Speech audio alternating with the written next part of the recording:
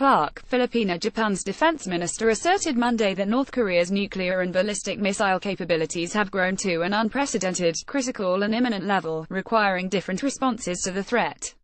The minister, Itsunori Odonera, said that this rising threat compels his country to endorse the U.S. view that all options must be considered, which President Donald Trump says includes possible military action. Japan was alarmed by North Korea twice launching missiles over Japanese territory, in August and in September. Odonera's comments, made through an interpreter, came at the outset of a so-called trilateral meeting in the Philippines with U.S. Defense Secretary Jim Mattis and South Korea's Defense Minister, Youngmoo. Each made statements about North Korea before a group of reporters and news cameras, but none took questions. Mattis was in the Philippines to attend portions of a twoday meeting of defense ministers from the 10 Association of Southeast Asian Nations. He used the occasion to hold a three-way meeting with his counterparts from Japan and South Korea. He is scheduled later in the week to travel to Seoul to attend annual consultative talks with the South Korean government, which is expected to focus mostly on North Korea. In remarks that were notably explicit about the North Korean threat, Odonera said North Korea's most recent underground nuclear test could have been a hydrogen bomb, which is vastly more powerful than an atomic bomb.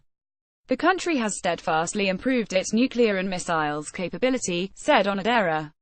He added the threat posed by North Korea has grown to the unprecedented, critical and imminent level.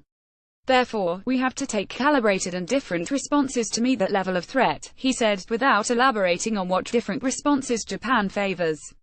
Trump has said he will resolve the North Korea problem alone if necessary, to prevent the North from gaining the capability to attack the United States with a nuclear-armed missile.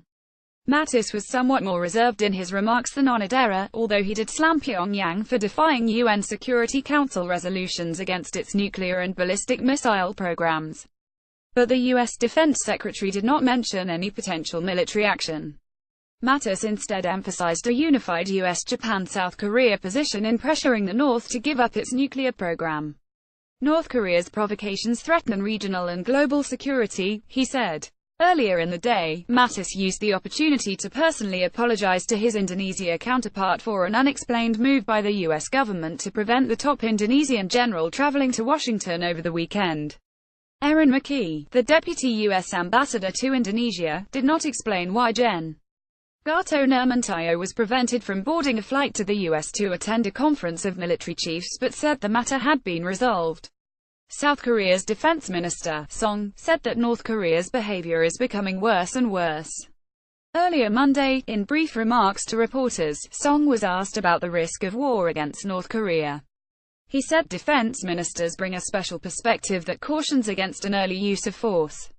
I want to emphasize that war is not as easy as the journalists make it sound in the press and the media, he said.